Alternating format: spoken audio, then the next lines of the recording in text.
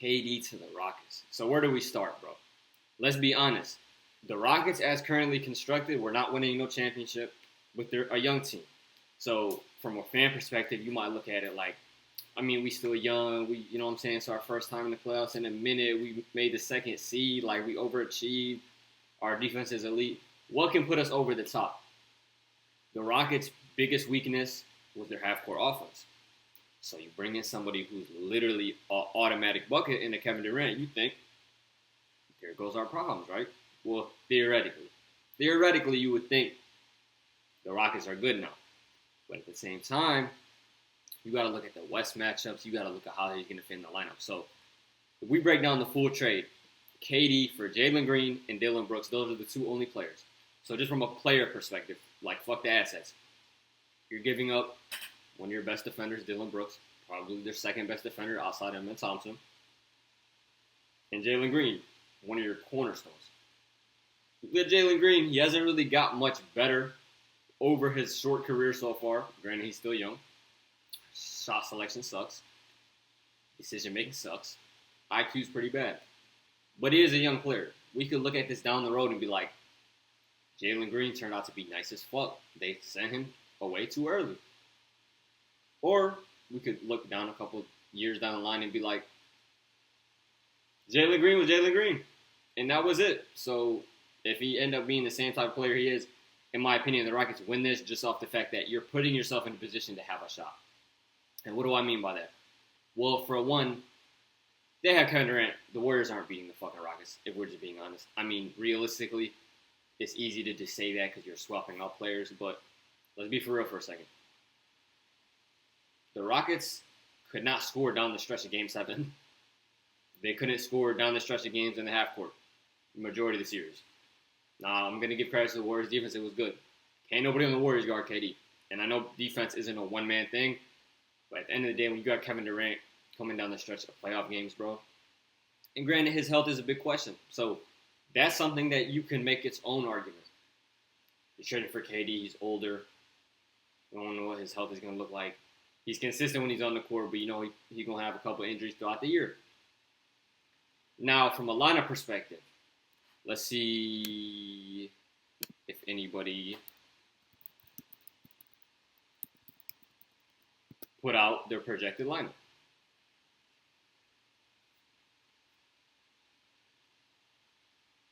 See if somebody put their projected starting lineup out there.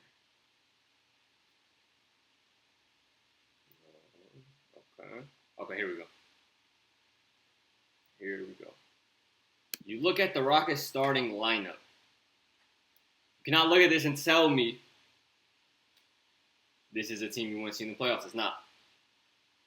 Everybody last season, this postseason was like, yeah, if you want to play anybody in the playoffs, it's the Rockets because they're young and they don't have experience. They don't really have great offense. Okay. A year of experience, and they just added one of the greatest scorers of all time. Somebody that doesn't need plays drawn from. Somebody you can just throw the ball to and get a bucket. And not only that, you replace Dillon Brooks and Jalen Green for Kevin Durant spacing. Now, when we talk about spacing, it's not just three-point shooting. It's gravity. It's the amount the defense has to shift to you when they swing it towards you or when you have the ball, the amount they got to load up on your side. Now, when Sengun was in the game trying to run offense through him, the defense would just completely load up on him. Spacing's iffy. Dillon Brooks is a capable shooter. Jalen Green's a very streaky shooter. So, from that perspective, now you look at it. Fred VanVleet at the 1. I don't know why they put it in this order, but Fred VanVleet at the 1. You got Amen Thompson playing the 2. Now, I want to make this very clear. Amen Thompson is going to be transitioning into the point guard of the Rockets.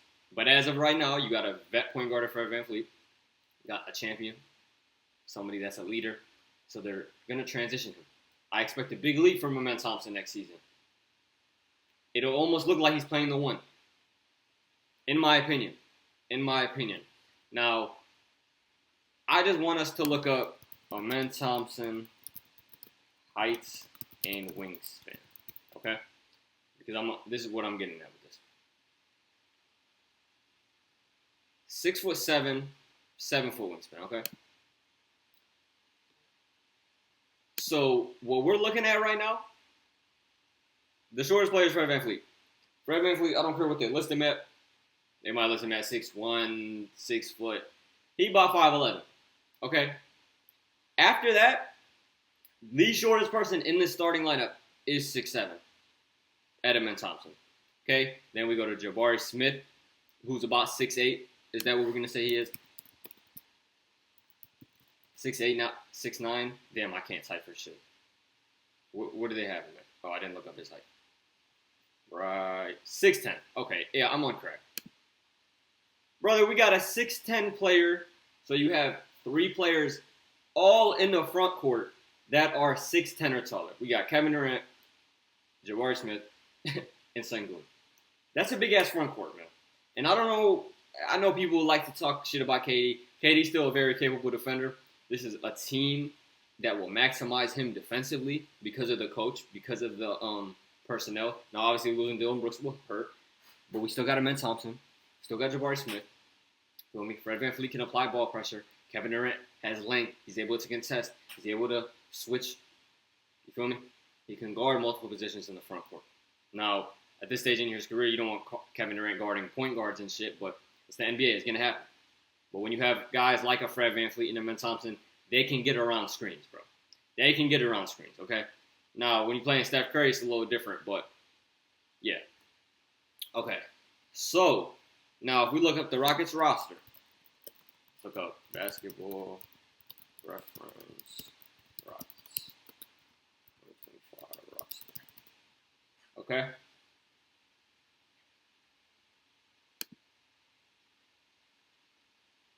So look at the roster, man. And excuse my laptop being extremely, extremely slow. All right, man. So maybe I should have looked up stats. Yeah, okay. All right. Let's go points.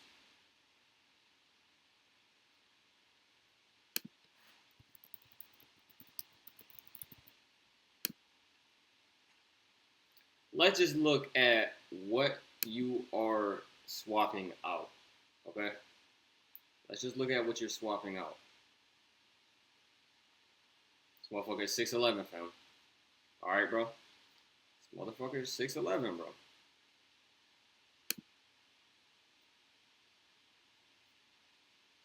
And they just let me select this? Like, damn, bro.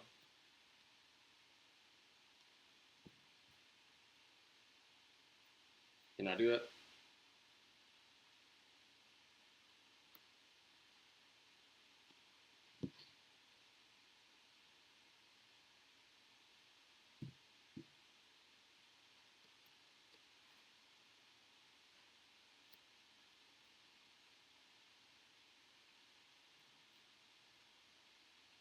And again, I'm actually confused on why this motherfucker called me. But let's look, okay? I just want to talk about the injuries first. So he played the first 9 games of the season. He missed the next like 6, 7, 8 games. Missed 3 games here. Played. Missed the end of the season. Okay? Let's look at how many games this motherfucker scored 30. Alright? Let's just look at this for context.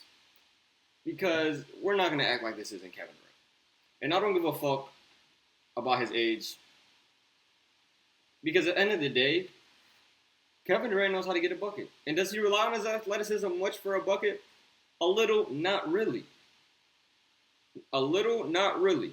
So if my laptop wants to bear with me, maybe we can get here. I'll just take a sip of water while we fucking wait on my damn laptop. Okay. Let's look at this.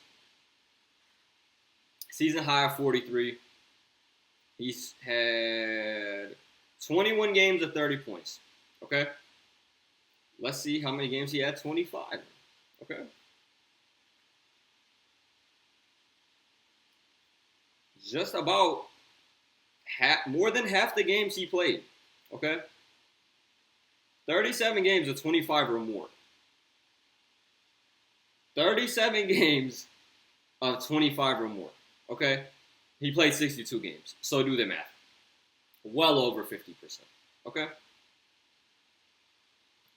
Now, when we talk about efficiency, right? It's Kevin Durant. I mean, we know pretty much what we're going to get, okay? I mean, if we just look, what the fuck needs to be said right here? Like, be completely honest.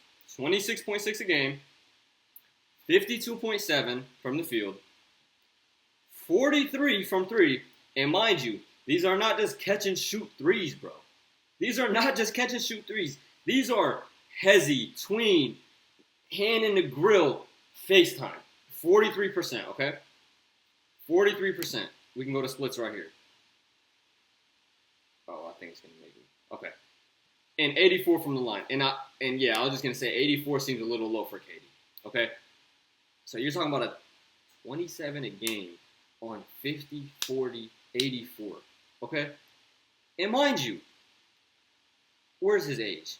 Doesn't say his age here. Okay. We don't give a fuck about the age. You know why? Because when it comes down to it, you could give that bitch to him in the mid post and he could just fade over you. Okay? You could give him the rock on the ISO and he could get you one. Alright, now, another thing, we can X out of this and look at the rest of the roster. Let's look at how he complements the rest of the roster, okay? And my laptop is not buzzing. Okay. Let's look at the rest of the roster, alright? We just swapped out Jalen Green, right? We swapped out Jalen Green. Do you see what this says right here? Again, do you see what this says right here? 42% from the field, your leading scorer. I just showed you Kevin Durant, okay? Kevin Durant was shooting 10% better than that. 10% better than that. Averaging, was it 6 or 5.5 more points? I think 5.5 more points, right? So we want to talk about age. We want to talk about, oh, Jalen Green's young. Jalen Green, I don't even need to pull up his stats for his career because I know each year is going to be around here, around 42%. And I'm not going to lie, bro. If your best player is shooting 42% from the field and averaging 21, probably not going to go far. All right, let's just get that out the way. That's pretty obvious, right? We look at his three-point percentage. It's not horrible. 35% is about league average, but you're taking 8 a game. Do we really want Jalen Green taking 8 threes a game? Probably not. Okay. 1 second.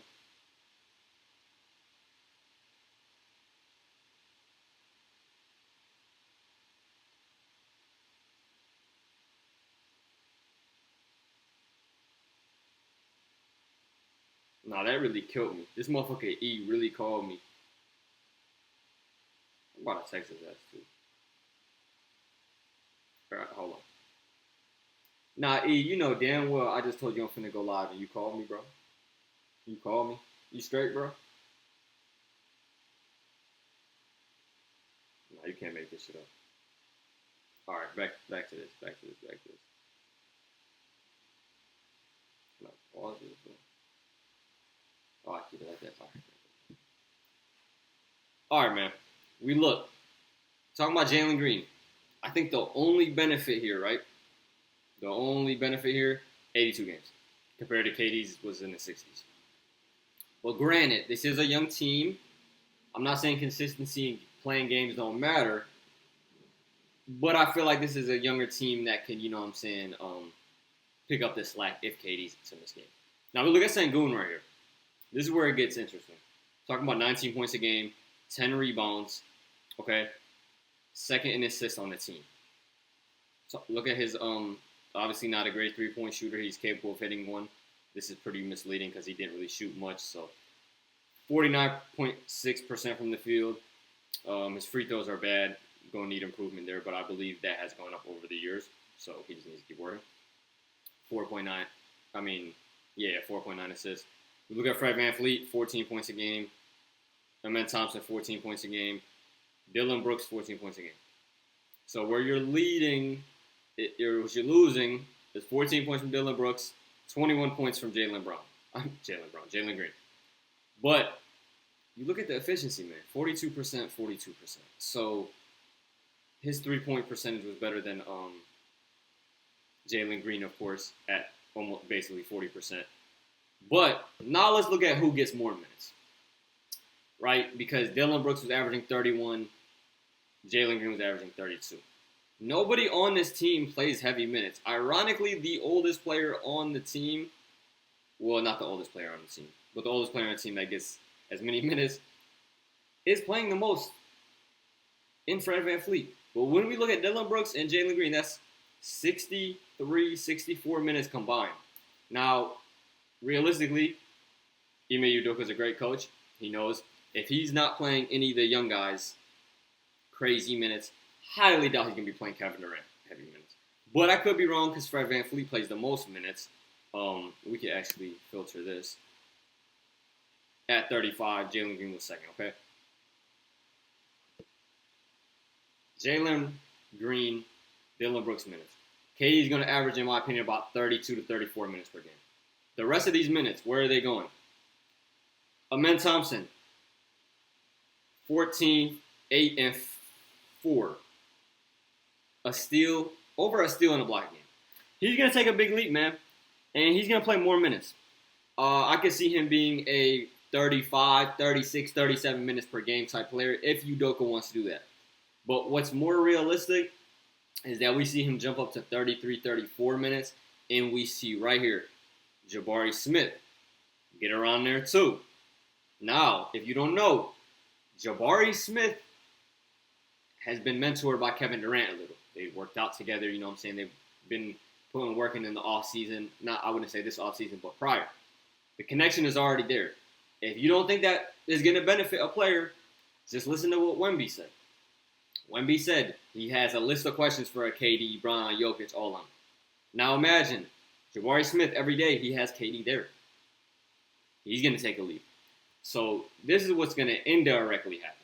Jabari Smith's going to take a leap. Leak is crazy. Jabari Smith is going to take a leap. Amen Thompson is going to take a leap. Okay? We talk about Amen Thompson potentially being in those first-team all-defense next season. We talk about Amen Thompson averaging a 16 to 18 points per game next year. We talk about the Rockets increasing their pace, and when the games do slow down, playing through a KD and Sengun. Don't be surprised if we see KD and Sengun too, man. If we see some KD and Sengun horns action. Okay? These are things that are going to develop as the Rockets start to put their pieces together. Now we look. Off the bench still. Who do we got? We got Tari Eason. Still going to be in the rotation. Still going to be playing defense. Still going to be sitting the fuck down. We look at a Cam Whitmore. Now, again, I said between Jalen Green and Dylan Brooks, that's about 63, 64 minutes that are gone. So we look at a Cam Whitmore and a Tari Eason, a bump is likely. Now, we look at Cam Whitmore. It looks like he's in the rotation consistently because he plays 16 minutes a game. This is a little misleading just because of the fact that Cam Whitmore didn't play a lot of games. Like, there were games where he just got DNPs. So this is a little misleading. I expect him to not get those DNPs. Well, at least not as much. I expect Cam Whitmore to take a leap when it comes to next season off the bench. It looks like last season he averaged 9.5 points per game. But granted, again, he didn't play every game. He's getting DNPs. I expect him to be a double-digit scorer coming off the bench next year. When we look at the Rockets and you talk about when you trade multiple players for one player, obviously you're going to lose depth.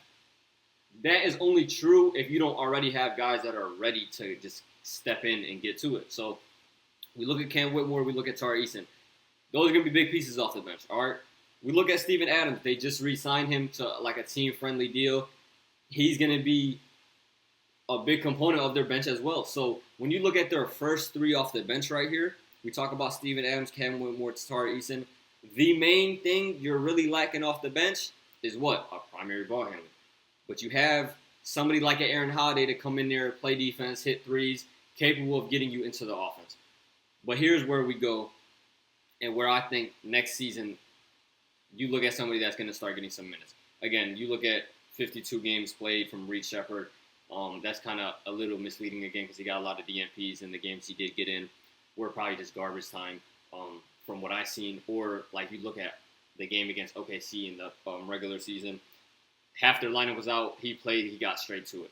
So I think that's kind of where the rotation stops. I think you look at Areed Shepherd getting some minutes next year, um, and allowing him to, start to develop.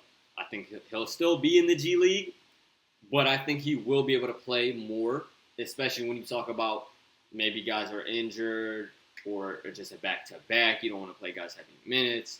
You want to just develop guys so they're ready. Okay. Now, what else can we see here?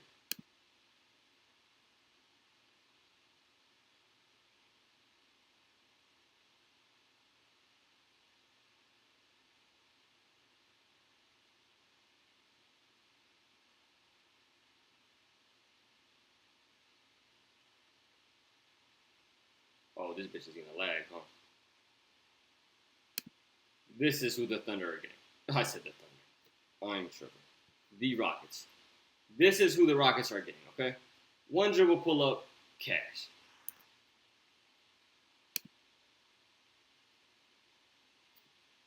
Maybe I need to unplug this. This shit getting too slow.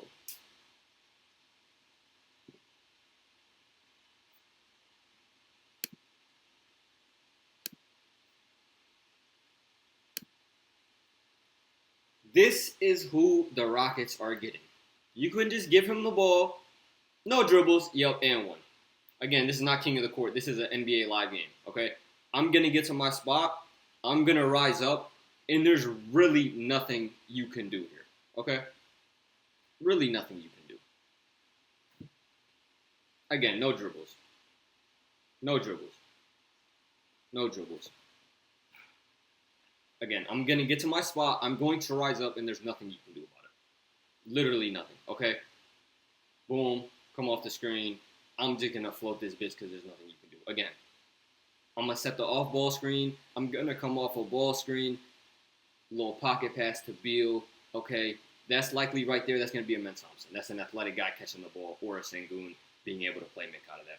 Okay, KD in the passing lanes. Again, he has length. He's still going to be valuable defensively. Okay, damn, I don't remember that shit happening. Okay, boom. Bradley Beal comes off. KD spotting up. Again, he can play on the ball. He can play off the ball. Here he is in an ISO against Ben Thompson's brother.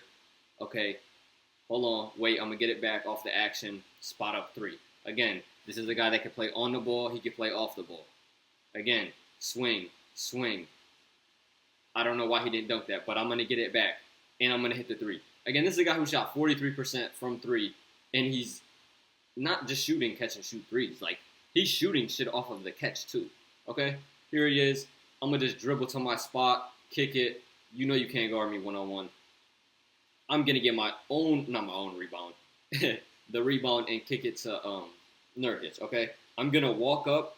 I'm just going to take you one-on-one because you can't guard me 1 footer off the glass against your center, okay? Hold on, let me get this. We in transition. Royce O'Neal for the three, okay? Royce O'Neal will be pump faking even when there's nobody there. He might have seen a ghost, okay? Good contest on the midi. I'm going to get this bitch and just take it coast to coast because I'm too tall, I'm too skilled. You're not blocking my shot, okay? Again, one-on-one in the corner. No space. Get off of me, okay? Just to the fade. To the pull-up.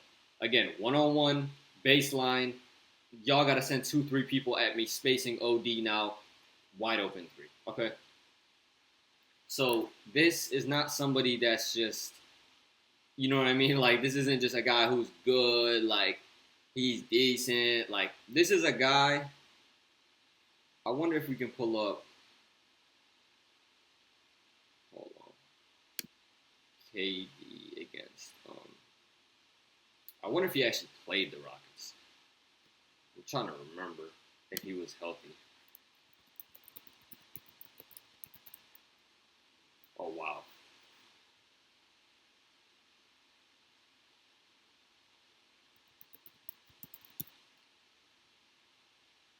I didn't know this shit would be this slow.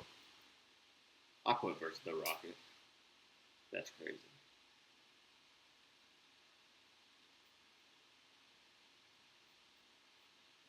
Oh, here it is. He had 37-9 against the Rockets. Okay, let's just watch this.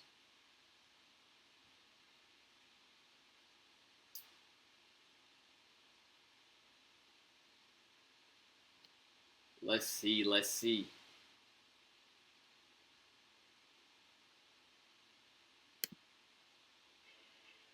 Again, I'm sorry that this is going this slow. I didn't know my computer would be moving this slow when I started the stream.